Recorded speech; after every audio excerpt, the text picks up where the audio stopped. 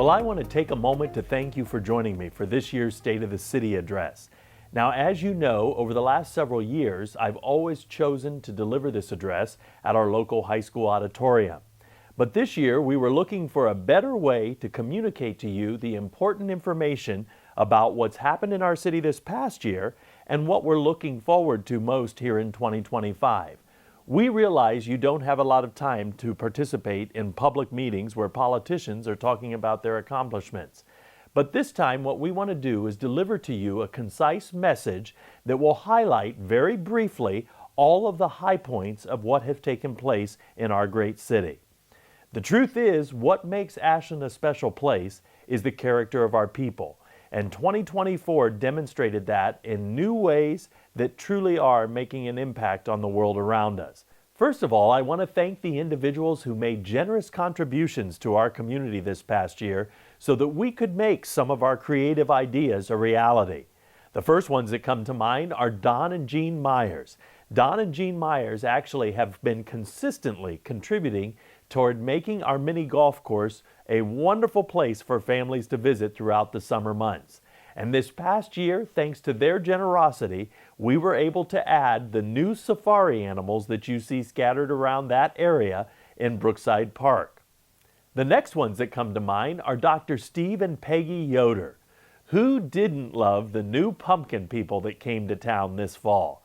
In fact, they were so popular, they drew the attention of countless families and individuals from around the state who came to the city of Ashland just to pose with these wonderful, whimsical sculptures.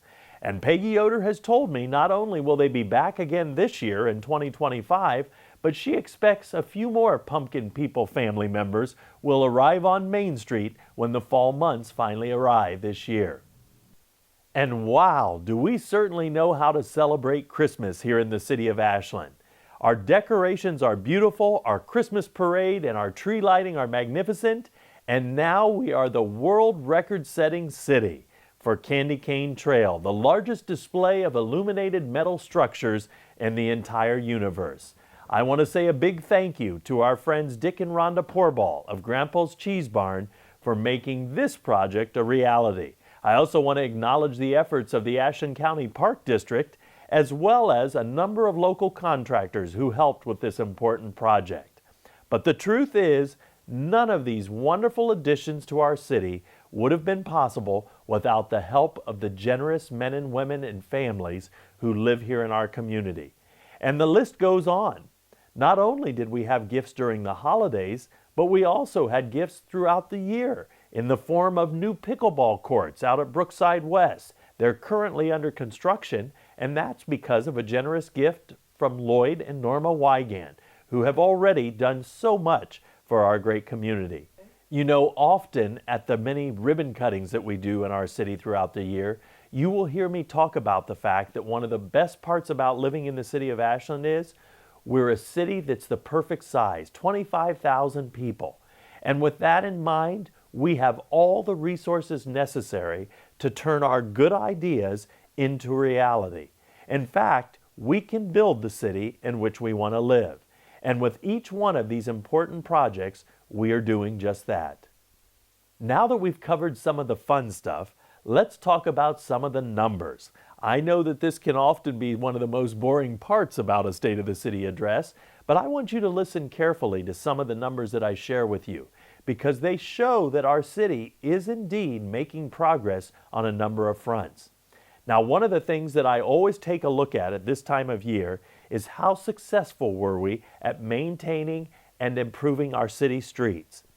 In the city of Ashland, we have a total of 315 streets. Over the last several years, we have been able to successfully resurface, install new asphalt on nearly 220 of those 315 streets. Last year, in 2024, we actually were able to resurface 15 streets. The biggest of these projects being Sandusky Street, where we teamed up with our friends at the Ohio Department of Transportation, and sections of the US 42 bypass around the outskirts of the city. It was a big year when it came to installing new pavement here in the city of Ashland, and we look forward to continuing this in 2025. Now, in addition to these 15 streets that we did this past year, we also resurfaced nearly 22 different alleys throughout our city. We just started that a few years ago, but we recognize that these alleys in many instances are the true access points to many of our residents' driveways and to their homes and to their garages. And so slowly, we will start chiseling away at the list of alleys that need resurfaced or repaired throughout our city. Now, I know some of you are still living on a street that needs resurfaced, and I want to thank you for your patience, but I can assure you soon we will be in your neighborhood to repair your street as well. So speaking of the numbers, let's talk briefly about our city budget. We were very fortunate that after we closed the books in 2024, paid all of our expenses, we had some expensive projects in 2024, important projects that had to be completed. After we'd paid all the bills, we were able to carry over into 2025 approximately $2.8 million. Now that was certainly needed because immediately when January comes, we have to start paying more bills. So we were very pleased though to have that healthy year-end balance considering all the important projects that were completed in 2024. Also, our city income tax collections were up. They were up about 1.5%. The truth is that indicates that our people are working, that they're working for decent wages, and it also shows that our companies are being profitable. So we're glad to see that that trajectory is on the rise as well. Now, at a recent council meeting, our city council just adopted our new 2025 budget, and it comes in at approximately $89 million. Now, I know that sounds like a big number, and the truth is, it is a big number. But you have to remember all of the many services that our city government offers you and I as residents who live here. Think about it. We have all of our city streets to maintain. We provide a city sanitation service that picks up our trash and our recycling every week. We provide clean water to all of our homes and businesses and then process the dirty water, the sewer water, after we use it at our water and wastewater treatment center. We also have a wonderful park system with countless amenities that all of our families enjoy throughout the year. We have a wonderful public safety department with our police department and all of their equipment, and our fire department and paramedics with all of their state-of-the-art equipment. And those are just a few of the services that our city government provides all of us. The truth is, we're getting a very good return on our investment when we spend our tax dollars here in the city of Ashland. Now, before we go any further, I want to talk very briefly about two important projects that are happening at our water and wastewater treatment plants. The first one involves the repair and upgrade to one of our water softener units. This water softener unit actually improves the quality of the water that's delivered to each of our homes and our businesses all throughout the year. This particular upgrade will cost about $1.1 million, and the work is underway as we speak. The second project that I want to talk to you about is happening at our wastewater treatment plant. And this is a project that is actually required by the EPA. This one involves the future construction of an EQ basin or an equalization basin.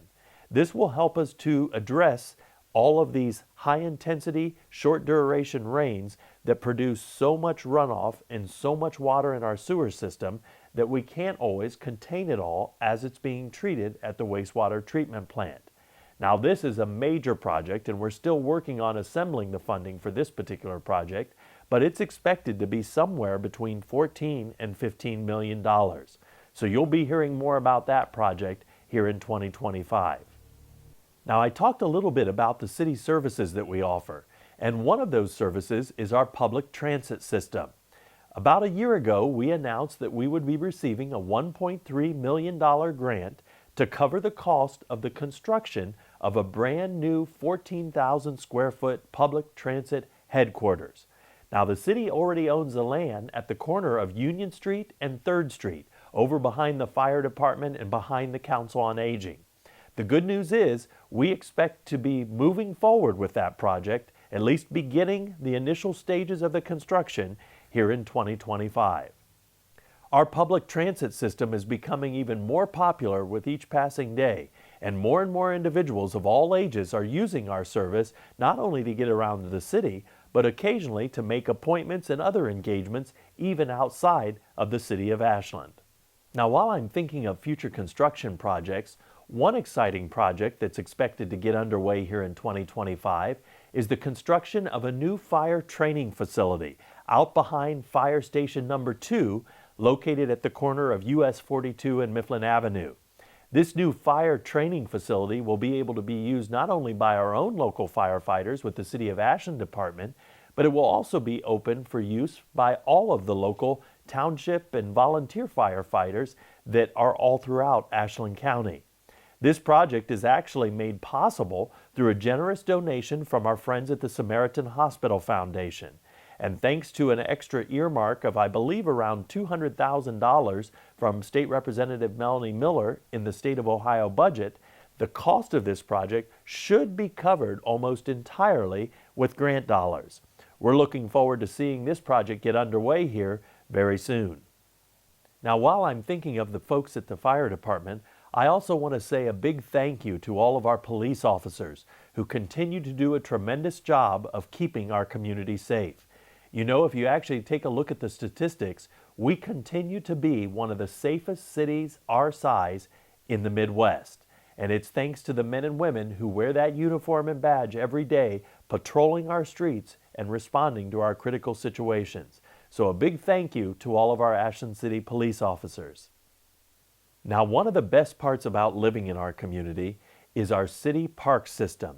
And this past year, we saw a number of improvements made to our city parks. The first one that comes to mind is the creation of the 8 new pickleball courts out at Brookside West. This project, as I mentioned before, was made possible through a generous donation by Lloyd and Norma Wygant, and these courts are expected to be completed here in 2025, just in time for everyone to step out and play this spring. Also, we added 2 new slides at the city swimming pool, and boy did they get a lot of play this past year. In fact, you should know that we keep track of the attendance and all of the activity that take place at places like our swimming pool, our golf course, and so on. All of them had record years. And speaking of record years, would you believe our very own publicly owned golf course, Brookside Golf Course, had its best year in history? In fact, the revenues that were generated out at Brookside Golf Course came in just under $1 million. Now that's revenues, of course. When it came to profit, the golf course actually made money this year, more than $150,000. If you recall, it wasn't long ago that the golf course was running in a tremendous deficit situation. And so this is a marvelous accomplishment that I can report to you tonight, that our golf course is actually making money. Another important improvement that was made to our city parks took place at Congrove Park on the east side of our city. In this particular instance, not only did we add a new sidewalk, put up a new fence that looks great out by the ball field, but we also made an important decision to rename that field the John Roseboro Field. John Roseboro was a Major League Baseball player, a legend many would say, who grew up right here in the city of Ashland. And we were honored to be joined by his family and friends this past summer as we officially renamed that city ball field the Roseboro Field. I want to thank Ralph and Betty Jo Tomasi for their generous donation in helping us erect a beautiful bronze plaque to forever commemorate and remember John Roseboro at this important youth league field. Now, before I move on, I do want to say one more thing about another wonderful park amenity. In 2024, the City of Ashland and the Myers Bandshell celebrated 75 years of existence here in our community. And not only did they celebrate their 75th birthday, but this past year was a record-setting year for the Myers Bandshell. Not only was the attendance greater than it has ever been in history, but we also were able to raise, through donations, more money to support future acts than ever before. Well, now that we've talked about the projects taking place within the city government, I want to transition and talk to you about the projects that I'm most looking forward to here in 2025. Most all of these projects deal with economic development, and the reason that they excite me is because they lay the foundation for our community's future prosperity. Now, I think the best way for me to do this is to start out on the US 250 corridor and start moving across the city, highlighting all the projects that are coming up here in the near future. So let's start with this one.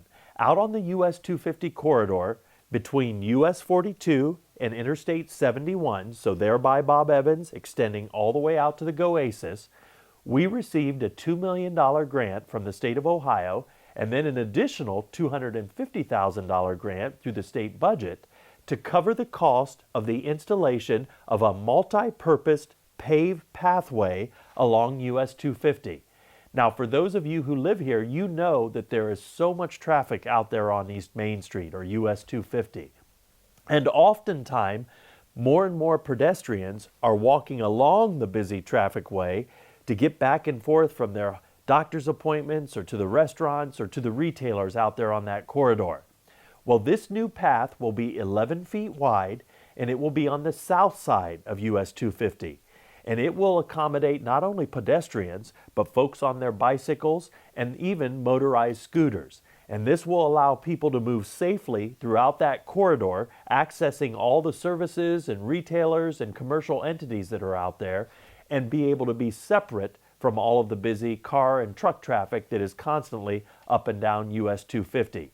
In addition to that 11-foot pathway on the south side of 250, a 6-foot wide paved pathway, walking surface, will also be installed on the north side. So it's going to make it very easy for people to move about on foot and bicycle and otherwise in that area. So that's an important project as we look to the future. Also, I want to make sure that I point out that we are working with a number of local businesses to bring new restaurants out on that corridor. In fact, just this past week, I was talking to a famous name chain restaurant, and hopefully, if everything goes well, we'll see a new restaurant or two out there very soon. Now, as we move further into the city, let's talk about downtown. In downtown Ashland, this past year, we actually were able to complete the renovation of 16 East Main Street. That's the city-owned building there, right in the middle of our downtown, the building that we, through the help of state grants, were able to remodel, and now we have Cartolina on Main, who has moved into that space. They're actually currently leasing it from the city, but they have been a wonderful addition to our downtown businesses. You know, another project that took place downtown that's worth noting is the installation of our first ever public restrooms on Main Street. The beautiful new facility was added in the parking lot next to Foundation Plaza, and now we will have bathroom amenities available for all of our visitors and guests to our many wonderful events that take place on Main Street all throughout the year. Just up the street, the old Frontier building, located next to the Huntington Bank building. The city, of course, acquired that from Frontier early in the year, and then we turned around and sold it to Dr. Bernhard.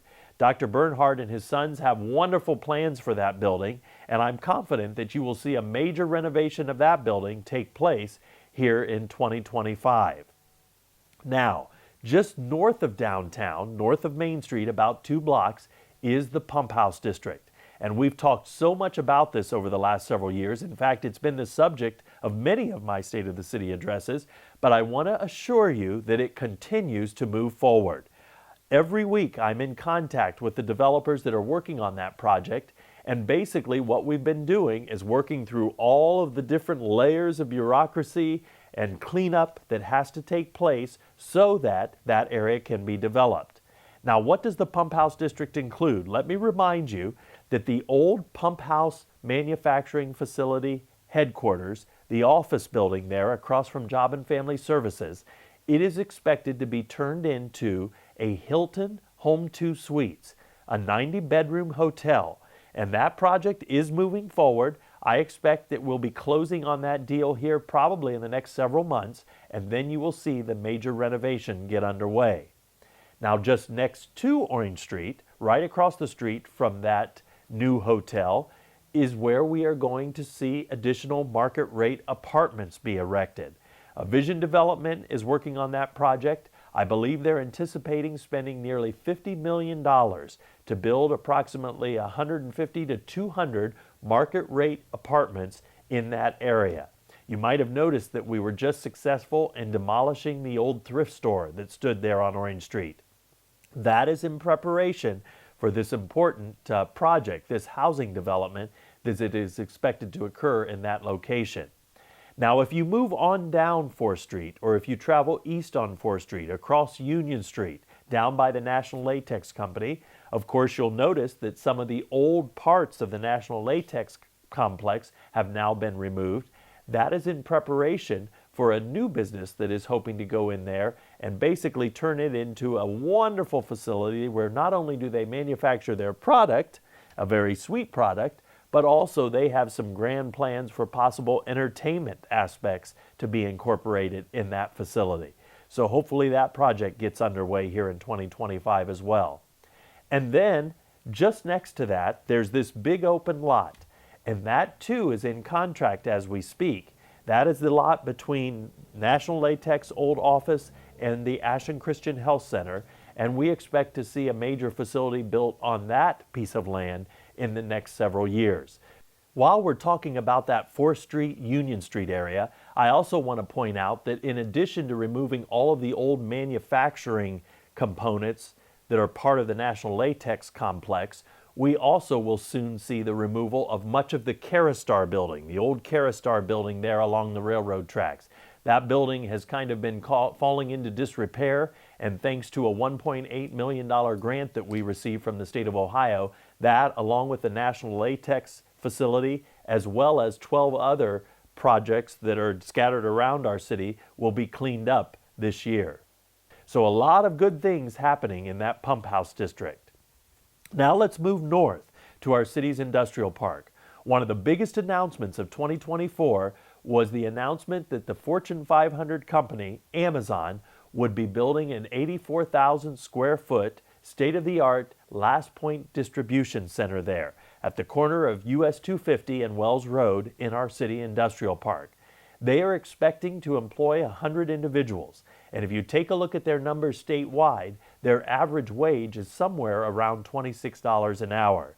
We expect to be able to share more information on that project in the coming months, but in the meantime, if you drive out there, you will see the project is well underway. The dirt has been moved, the retention pond has been constructed, and I wouldn't be surprised if we see walls going up here very soon.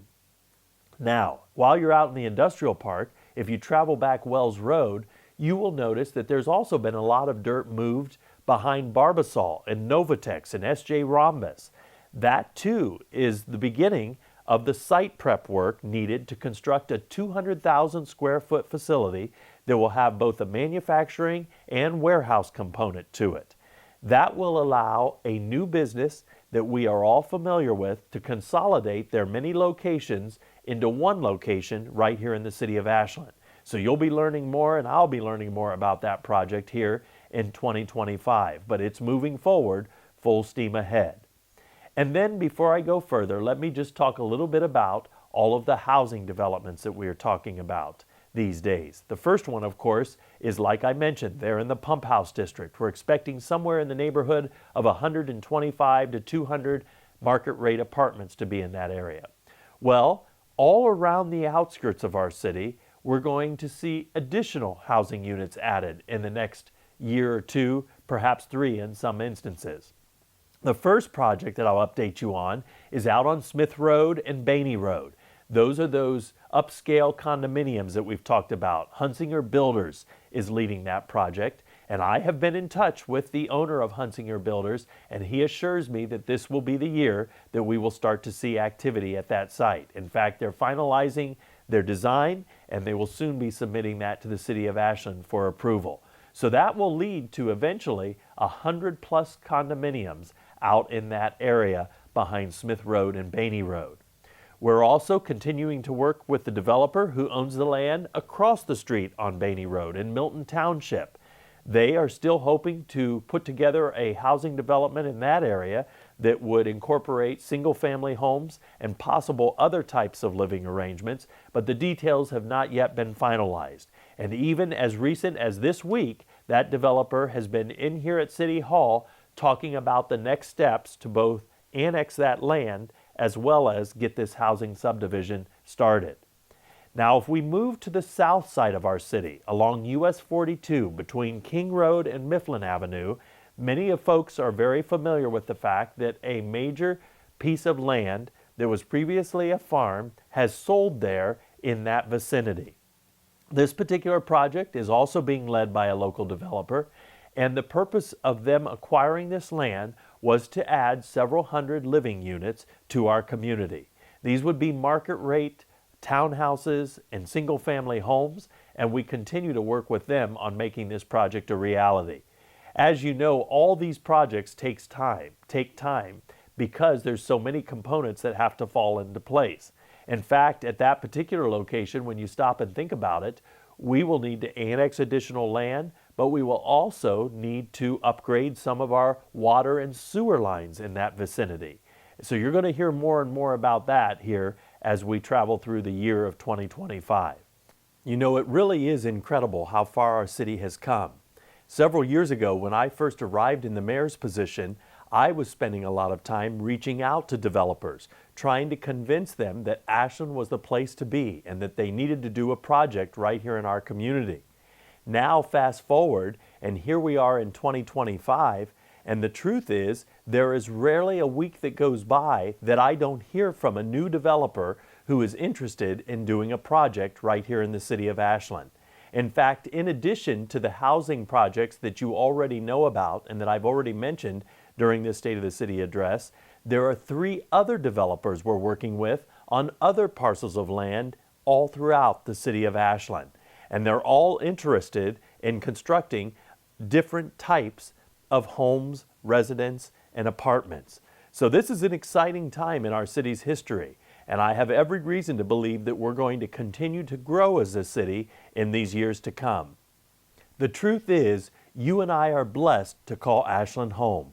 We live in a great community, and as time goes by, it's becoming very apparent that the rest of the world is starting to figure out that Ashland, Ohio is a very special place. I want to thank you for taking the time to learn a little bit more about what's going on in our great city as we move into this new year. It's an honor to serve as your mayor, and I look forward to serving you in 2025.